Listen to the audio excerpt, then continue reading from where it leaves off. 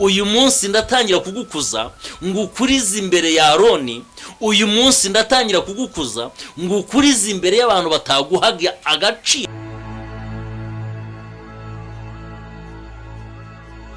Yesu nashimwe cyane muvandimwe, ngwaye ikaze mu ijambo ry'Imana nk'uko bisanzwe. Ni Ntambara Emmanuel. Imana ikugirire neza, Imana iguha umugisha, wowe nkurikiranye, wowe unyereka ko turi kumwe. Hari abanyura mu gikari bakanyandikira, hari abamamagara bambwira bati mukozi w'Imana turi kumwe, tugafatanya kwamamaza ijambo ry'Imana. Harimo n'abari postinga hirya no hino ku ma status yabo. Imana yo mu ijuru, buri muntu wese uruhare rwawe niyo rwaba ari rutoya, ariko Imana iguhe umugisha mwinshi mu izina rya Yesu. Unyemerere tuganire ijambo ry'Imana rero.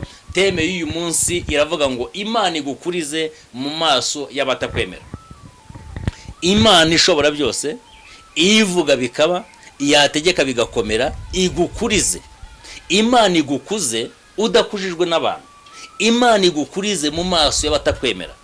Imana nyirijuru n'isi nigukuze, igukurize imbere y'abataguha amahirwe mu izina rya Yesu. Unyemerera dusome ijambo ry'Imana, turarisanga mu Kuva ibice byaho. Reka dusome turasoma muri Yosuwa ibice byaho ni 3 ku murongo wa 7. Reka dusome Yosuwa ibice byaho 3 ku murongo wa 7. Imana ni guhumugisha. Haravuze ngo Uwiteka abwira Yosuwa ati, uyu munsi ndatangira kugukuza mu maso y'Abisiraheli bose, kugira ngo bamenye yuko ndi kumwe nawe nk'uko nabanaga na Mose. Imana ishobora byose ni ikumera umugisha mwinshi mu izina rya Yesu. Iyi message ni message iremereye. Imana ishobora byose iyo ubwayo yisangira Yosuwa ari mu majune, yibaza uko ibintu bizagenda. Ese niki cyatumye Yosuwa ajya mu majune yo kwibaza uko ibi bintu bizagenda kugira ngo Imana imusange? Byagenze bite?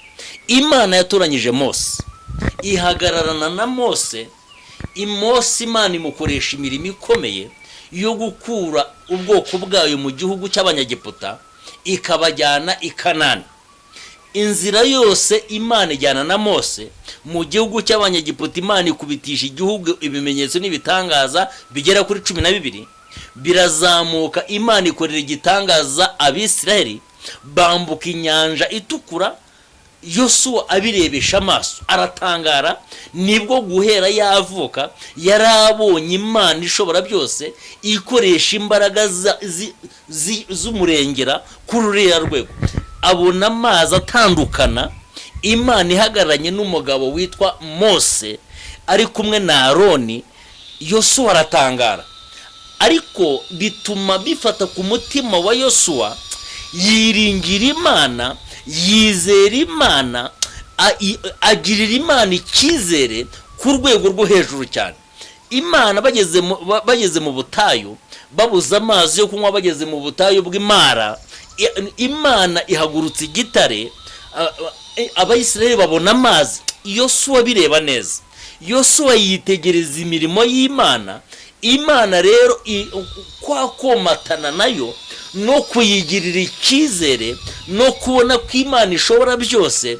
Umunsi umwe ubwo Abisiraheli Mose yohereje abatasi bajya mu gihugu cya Isiraheli kujya kukineka, kukitata nk'uko abasirikare basanzwe batata.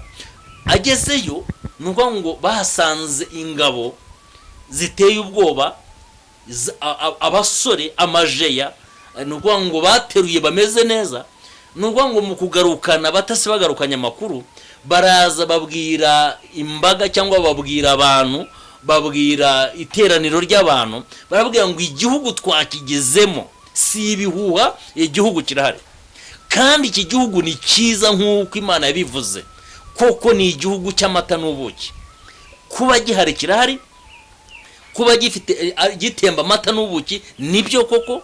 Dore n'ikimenyetso cy'ibyo twakuyeyo ngibi bari bakuyeyo. Nuvuga ngo hari imbuto bari bakuyeyo. Baravuga ngo murebye uburyo kizi imbuto zimeze, nuvuga ngo ubwabyo izi mbuto ni nziza. Bivuze igihugu kirahari, nuvuga ngo ubumwero wacyo ni mwiza, n'ubwacyo ni cyiza, ariko dufite ikibazo kimwe. Baravuga ngo abantu twahabonye, abanyembaraga twahabonye, nta hantu na hamwe twamenera. Yosuwa ngo yumva aya magambo aramukomeretsa cyane, yibutse Imana yatandukanyije inyanja itukura, yibutse Imana yabahaye manu, yibutse Imana yabahaye amazi yo kunywa imara, yibutse Imana yakubitishije igihugu cy'abanyegiputa ibimenyetso 12. Afata ijambo aravuga ati no, ibintu muvuze kuba abo bantu kuba Imana yatweretse igihugu nibyo, kuba aba bantu bahari nibyo, kuba ari abanyamaboko nibyo, ariko aravuga ngo niba ishobora byose iri mu ruhande rwacu, aba bantu tuzabarya nk'abarya imitsima. Ndimo ndashaka kuvugana nawe muvandimwe, niba Imana ishobora byose iri mu ruhande rwawe, iragukuriza imbere y'abatakwemera, abataguhaga amahirwe, Imana iragukuriza imbere yabo. Bibaze ngo ibi bintu bishoboka bite, bibaze ngo ibi bintu byabaho gute, bibaze ngo ibi bintu ese byakunda gute. Ndimo ndashaka kuvugana nawe nkurikiranye, Imana ishobora byose ni gukuriza imbere y'abatakwemera mu izina rya Yesu. Bibiliya ivuga ikirere, yavuga ngo ubwo yahamyaga aya magambo, ubwo yaturaga aya magambo, Imana iramubenguka, Imana imuhitamo, ihita yirobanurira uzasimbura Mose. Igihe cyo kugira ngo Mose rero atange cyangwa atabaruke, Imana irobanura Yosuwa. Yosuwa rero niho yagiriye iki kibazo, yibajije ukuntu Imana ishobora byose yabanye na Mose, yibaza ukuntu Imana yagendanye na Mose. Yamaze iminsi 40 n'amajoro 40 ataramanye n'Imana ku musozi wa Sinayi. Yumva agize ubwoba, aravuga ati ibi bintu bizakunda gute, ubu bwoko nzabwambutsa gute. Araho rero nuvuga ngo arimo yibaza ikiri buze gukurikira, Imana iraza iramusanga, iramuga ngo yewe Yosuwa we, wowe Yosuwa mwene Nuni we, ndimo ndashaka kuguha message ikomeye. Uyu munsi niwongere kurira, uyu munsi niwongere kwibaza ngo wibaze ibibazo byinshi. Uyu munsi ndatangira kugukuza ngo ukurize imbere y'abatambyi, uyu munsi ndatangira kugukuza ngo ukurize imbere y'abashefu b'imiryango, uyu munsi ndatangira kugukuza ngo ukurize imbere y'abakuru, uyu munsi ndatangira kugukuza ngo ukurize imbere ya Aroni, uyu munsi ndatangira kugukuza ngo ukurize imbere y'abantu bataguhaga agaciro, batari bazi ko nabana nawe. Ndatangira kubana nawe nk'uko nabanaga na Mose. Imana ishobora byose muvandimwe, nigukuze, igukuriza imbere y'abantu. Wowe ubwawe ushobora kuba utihaga amahirwe, ariko Imana yaguhe mu izina rya Yesu. Iyo dusomye mu Bacamanza 6:12 harimo haravuga amagambo akomeye. Ubwo Abisirayeli baterwaga bagaterwa n'ingabo zikaza zikangiza igihugu z'Isiriya, bakaza n'Abamidiyani bagasenya igihugu, nuvuga ngo bakacyangiza. Nuvuga ngo Abisirayeli bagiye kwisha mu myobo. Umusore umwe rero witwa Gidiyoni w'umuhererezi, utari ufite ijambo, utanazwi muri karitsiye, arajya nuvuga ngo afata umwanzuro wo kujya gusekura ingano. Imana ishobora byose yohereza marayika imubonekera arimo asekura ingano. Imbaraga z'Imana ziramanuka, ubushobozi bw'Imana buramanuka. Imana ishobora byose iriyizira, iramubwira ngo uraho wa munyembaraga we ufite ubutware. Aramuga ngo Uwiteka Imana ari kumwe nawe. Ndimo ndashaka kukubwira wa mubyeyi, ndimo ndashaka kukubwira wa mukobwa, ndimo ndashaka kukubwira wa musore, Uwiteka Imana ishobora byose ari kumwe nawe.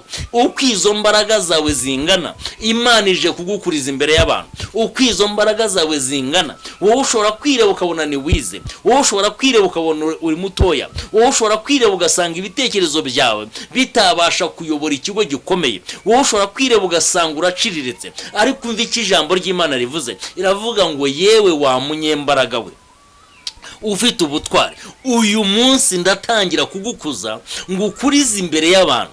Uyu munsi ndatangira kuguha agaciro nkaguhera imbere y'abantu. Uyu munsi ndatangira kuguha ijambo aho utari ufite ijambo. Uyu munsi ndatangira kukurengera aho utari ufite uburyo utabonaga inzira. Imana ishobora byose kugirire neza. Imana ibwira Yosuwa, iramubwira ngo uyu munsi ndatangira kugukuza. Imana imaze kubimubwira, iramubwira ngo mbwirira Abisiraheli biyeze bitunganye, kuko ejo nzakora agashya hagati muri bo. Ejo nzakora ikintu gikomeye kitigeze gikorwa n'undi muntu n'umwe, kuko icyo gihe Yorodani yari yuzuye kandi Abisiraheli bagomba kwambuka bakajya hakurya bakagerereza kuri Yeriko, kandi ntabwo bari bazi uburyo bazahambuka. Ndimo ndashaka kukubwira iki rero, ahantu hatabonekaga inzira, Imana ije guca inzira ku bwawe. Ahantu hatabonekaga uburyo, Imana ije gushyiraho uburyo ku bwawe. Abantu bari bajugunye, babonaga byanze bajugunye amahoro, bagiye kubona umugisha ku bwawe. Ndimo nkubwira ngo Imana ije kugukuza imbere y'abantu batakwemera. Imana ishobora byose ije kuguha ijambo imbere y'abantu babonaga ko bidakunda. Imana ije kukugirira neza imbere y'abantu babonaga yuko we nta kikurimo. Iyo abantu bakurebye babona nta kikurimo, iyo abantu bakurebye baragukritika, ariko Imana ije kuvuguriza ibyo abantu bibwiraga mu izina rya Yesu. Yari Ntambara Emmanuel nk'uko bisanzwe mu ijambo ry'Imana. Shalom, shalom.